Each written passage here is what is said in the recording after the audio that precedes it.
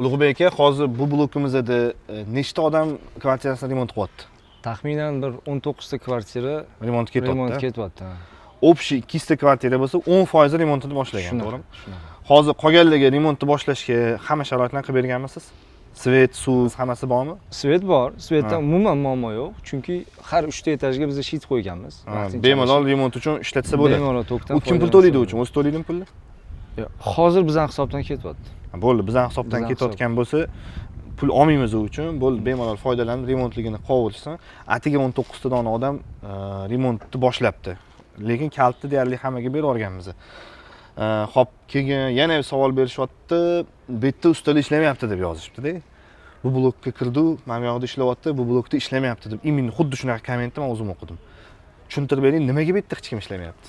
Bu blokimizda deyarli ish tugagan. Bitta liftimiz qolgan, kanalizatsiya o'tib bo'lgan, suv o'tib bo'lgan.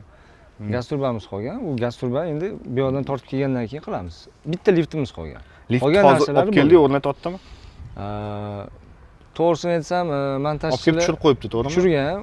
2 kun oldin montajchilar boshlash kerak edi. Nimadir bo'ldi, muammo bo'ldi o'zlari. Montajchilar hozir erta yo indinga keladi, ya'ni boshqasi keladi. Mayli, boshqasi keladi, montaj qiladi. Lift главныйsi kelib bo'ldi.